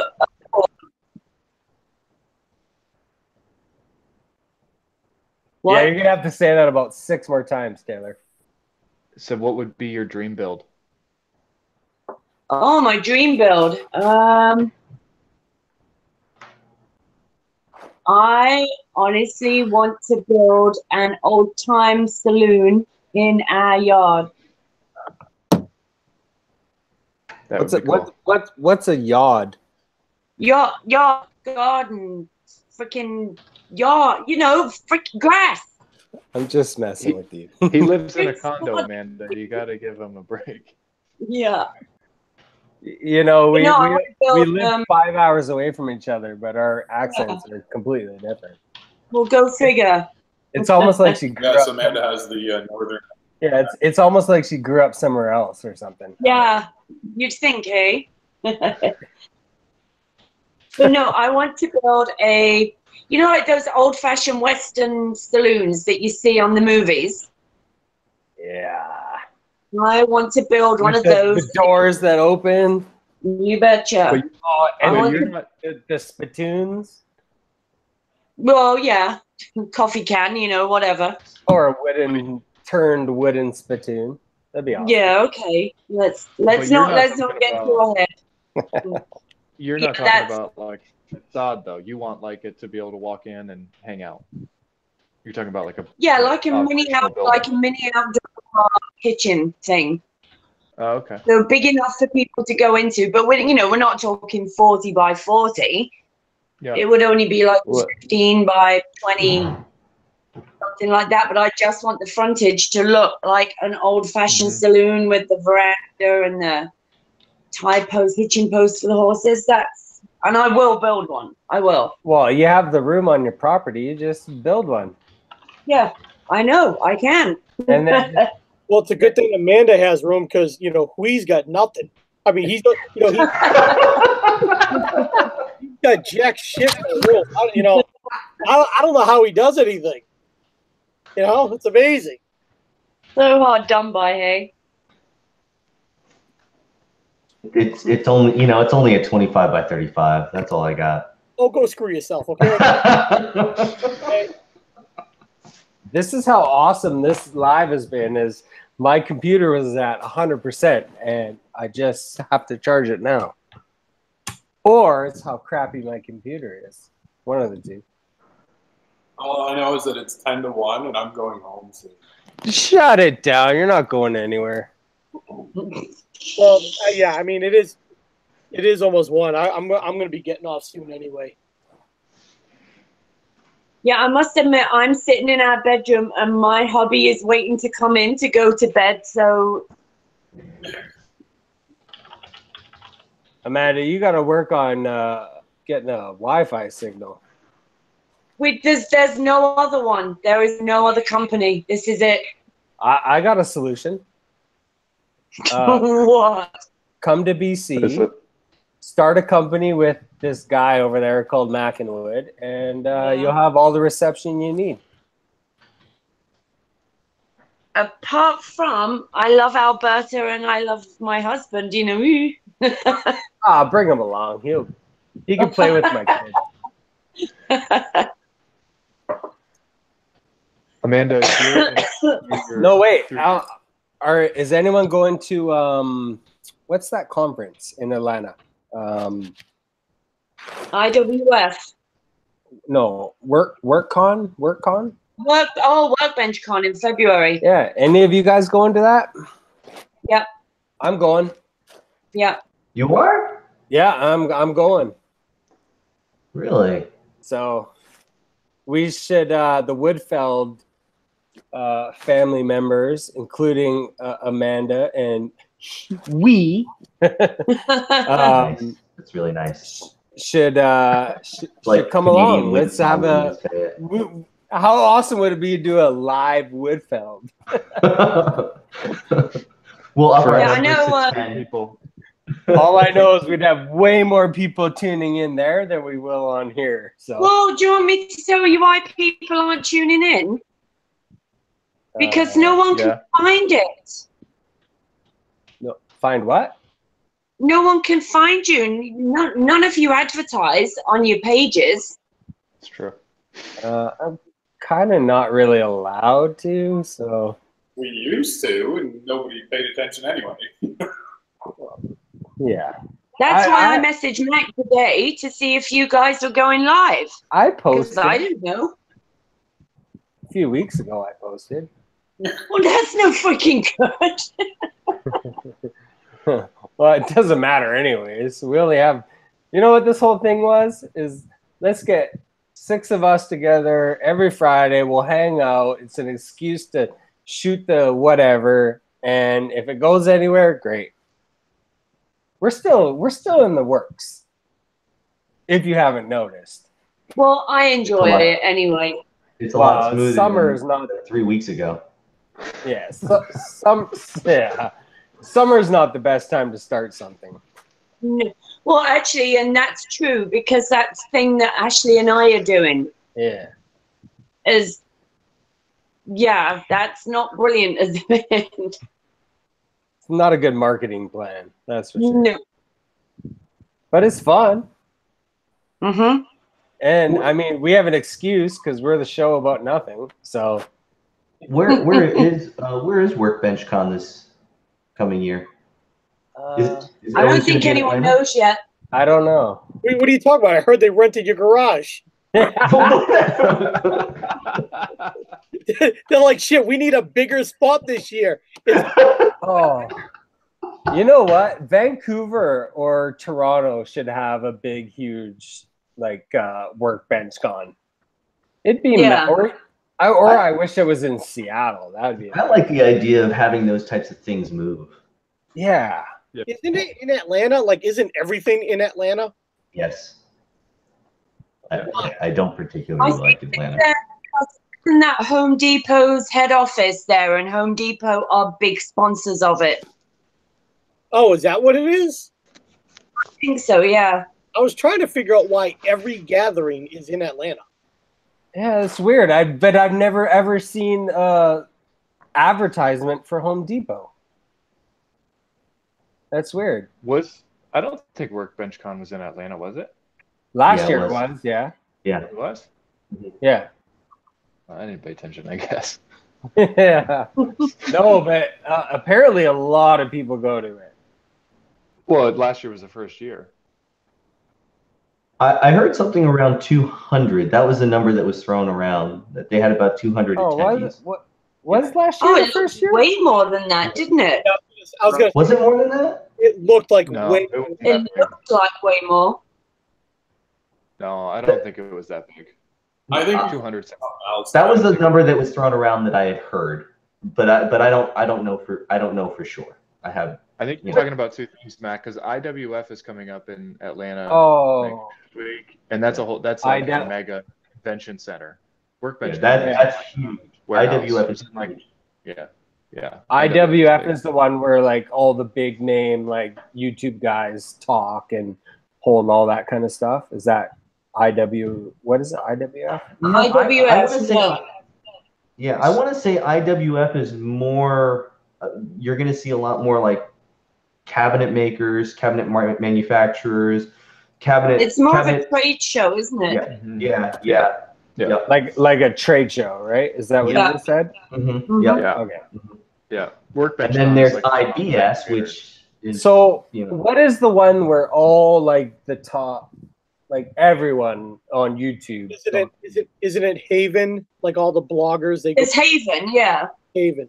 Well, Haven is mostly the bloggers, though, right? Yeah, no, it's not Haven. There's like the YouTube makers. I think that's Workbench Con. I'm pretty sure that's Workbench Con, yeah. Yeah, but Taylor, you just said this was the first year they did it? Yep. Yeah. Last year was the first year. Okay, well, it's been going on for a couple of years then, because everyone always posts about it. No, Mac's right. There is something that is in Atlanta. That's why I'm wondering if it was Haven. Is it Maker Fest? What is that? Maker Fest? Maker Central? Maker Central? Something like that. Hold on. But like the Wood Whisperer and all the Made for Profit guys were there, and Dusty Life guys were there. That's not Workbench Con. No, that's it's not definitely not Workbench Con. But it might be like Maker Central. It might be Maker Central. And doesn't that one travel? Like that's not just. I think that does like a stop in like Atlanta, Kansas City. There's even one up here in Massachusetts, but none of the good ones go to it. I thought there was one in New York. Like, what is it called? But all the top YouTubers. Like, yep. DiResta, No, I'm on the Maker Central website right now, and it's like YouTube makers who's coming: Jimmy DiResta, Ben Ueda, Peter Brown, Izzy Swan, Carl Jacobson, Paul Jackman, Matt Cremona, what's that called? Keith Knuckles. That's Maker Central. What? Sorry, what? Maker Central. Yeah. Okay. So where is it? When is it? And where is it this year? Let me see here.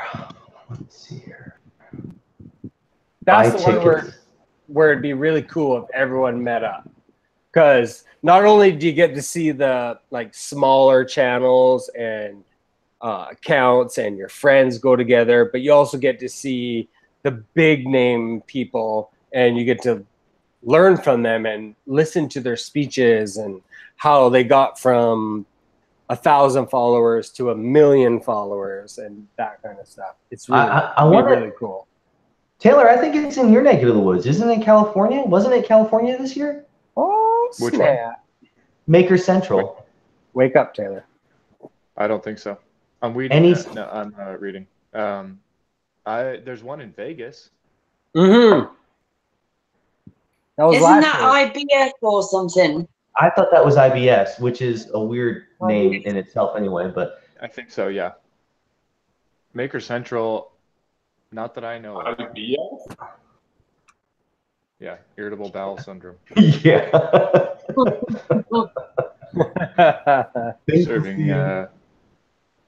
Serving tacos and Thai food. Oh, Maker Central is the one that moves. I want to say it's actually going to be in Birmingham. Alabama? No, England.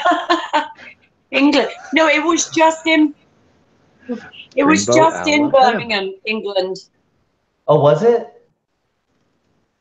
Oh, I think you're right. That's your neck of the woods, Amanda. I think it was just in England, and then but I want to say I think it's a moving. You know what? We just need to look this up. Okay, you know what? We'll just go to what was the one? What's it called? Workbench Con. Workbench Con. We'll just all hook up wherever that is and just go That with it. looked like an absolute blast. So yeah, I'm going to that anyway. Did you go to that last year, Amanda? No, I didn't go last year. Isn't that Makers. like I could be wrong? Isn't that like I could be wrong, but isn't that kind of is Workbench Con expensive? I heard it was like $400 and then plus like your hotel and plus your airfare. I mean, it can get pretty pricey, like almost $1,000 to go to it. Oh, really? Yeah, I think it starts at around. I think tickets start around $250 for early. $289 US for early bird, $399 at the door. Okay. And Brian, for us and Amanda, that's US. So it's like, Yeah. I guess we're all sleeping in the same room then. Yeah.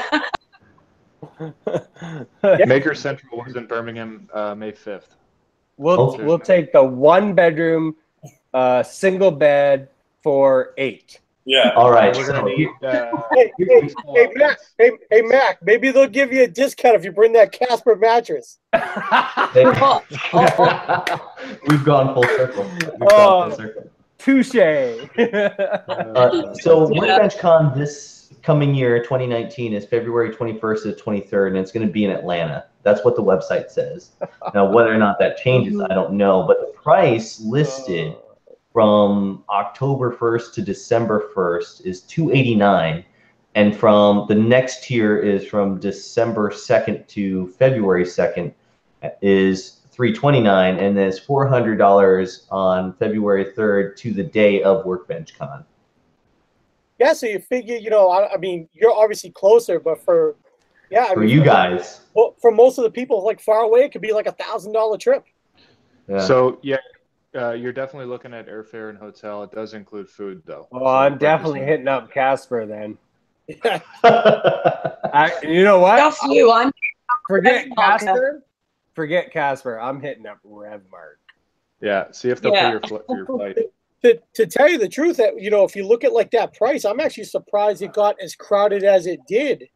Since I did having all those people have that kind of money just as disposable income. Hey, you know what's cheaper? We just go on our social media and say, hey, let's pick a central spot and everyone meet at it. Well, that's what they tried to do in Skyatoke. Was it, I think, Skyatoke, Mississippi or Oklahoma? Do you remember when they did that? It was in the middle of June out in a field, and a whole bunch of woodworkers came, and it was completely free, and it was just everybody set up their tent and exhibits and whatnot, and people walked around and got to know each other. It was I think it was a completely free event, wasn't it? Do you guys know what I'm talking about? Wasn't that? I don't recall I that. don't know. It was, I think, like Nick Ferry and Jay Bates and April Wilkerson kind of headed that up when they were doing their podcast. That was like 2 years ago. That was like 2 years. No, you're right. It was 2 years ago. Yeah. But that was before everyone started making money. Yeah. Yeah, man. It's hard. It's hard to do a podcast when you're a big time maker. Yeah.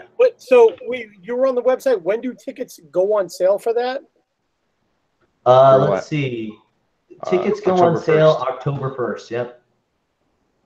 I think we should just post something and say everyone's meeting in Seattle. I'd be up for that. Can we make it closer to your house, Mac? Exactly. We're going. Well, I'm just saying, for all you Americans, it's pretty cheap. And for us Canadians, it's pretty cheap. Just fly to my house and we'll drive over. We got to go to like San right? Diego or something. We got to be on the beach. So what is it? Is it next February? You don't like the beach? Yeah, February 22nd to the 23rd. That's cold. Not in Atlanta. No, in February in Atlanta, it's not too bad. It's actually it's nice. It's nice. Jeans and a t-shirt. Yeah, yeah. So for us, we can wear like boxers. Don't say us, because where you live to where I live is completely different. That is true. That is very true. You get -40.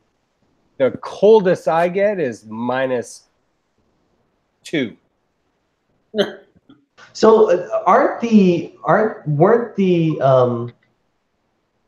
Here we go. Weren't the creators of HavenConf the ones that put out WorkbenchCon? Is that right? No idea. I don't think so. No. I don't think so. I don't know who else started it with Mikey, but the only person I know from WorkbenchCon is Mikey the Maker. Mm-hmm. He helped market for him, but I don't know who else was in it with him. I'm still on board with Woodfeld LiveCon. Oh my God. It could work. Coming to you live. You know, there'd be us 6 plus about 4 others, and we'll be gravy. Well, this will give me time to work on a JetBlue sponsorship. You know what? We'll just do it in Cloverdale, BC, Canada, and it'll be awesome. We'll all fit in my 18 by 18 shop, and we'll do a project together. All 14 of us. We'll go dog sledding and build igloos. Hey, everyone wants to know how I'm surviving the heat with my igloo, so. That's right. Well, they already have a schedule up for this. Oh, I'm sorry, that was a 2018. Come on, man. You gotta like at least smile or joke about something. Not just go in from like, hey, we're having fun, let's joke, to, oh, so yeah, Friday the 13th, we're in. We're going. You're on Woodfeld Live, Trying my best, man. Trying my best. You know what? Do this. Just shake it off. Shake it off. All right, there we go. I'm just kidding. For Workbench 2019 is Home Depot. I just checked real quick. So for me, it's going to be about $300 for airfare, and in the vicinity of $400, give or take $50 for a hotel. Pete, if you're going for one person with somebody, you got to split a room with somebody. Well, you got to split it with like 4 people. No, seriously, like you get a couple cots, you have 2 single beds or whatever, get 2 king beds, and we all just sleep in the same bed. Didn't Nick say something about your tickets? Didn't they set you up at a hotel? And I want to say maybe even, I don't want to say airfare was included, but something about that. If you had 6 people go in on a hotel, like 4 people in beds, couple cots, whatever, sleep on the floor. You're not going to sleep much anyway, so it's pretty cheap. We're not 17. That's what we did when we went to that weekend with Wood thing. Taylor, we're trying to save money. Okay, let's get a couple of us in a room. We need a room with bunk beds. And how many rollouts do you have? No, we'll just send Wee over there a month in advance, and he'll just build a hotel for us. Yeah, right. Fuck that! I'm sleeping in Wee's garage. It's only like 3.5 hours. We're all going to Alabama. I at least know there I can stretch out and relax. I got all this space. Pete, how much room do you need to stretch out? Yeah, Pete, he's got a 4-foot assembly table. You have lots of room. It's not the point. What are you talking about? There's already like 7 people that he rents that garage out to. Eddie Woodward. Does Casper make a crib mattress?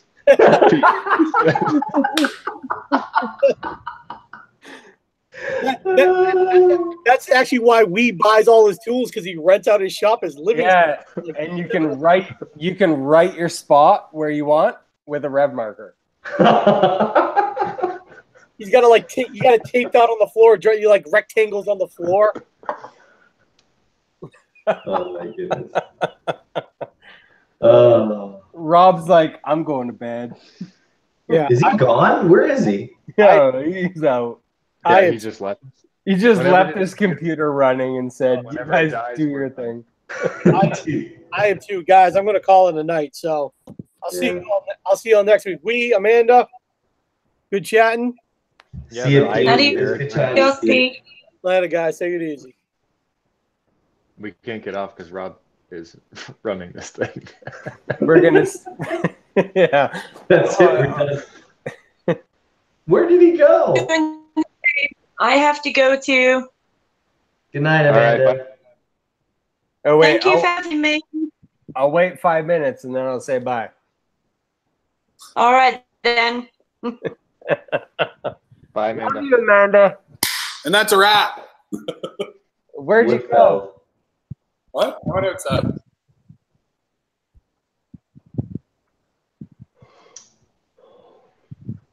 Well, all right, Okay, guys. thanks everybody. Fun. Thanks. Why can't I can't talk? It's 1 o'clock in the morning. So I just say yes. just say We. Yes. Yeah, you said it. It's perfectly fine. It's good. that's It's right. beautiful. It was like a Canadian wind song. It was so lovely. Yes.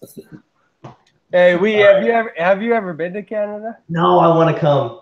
Oh, come to BC. Don't go anywhere else. No, he's right. If you're gonna come to Canada, go to BC.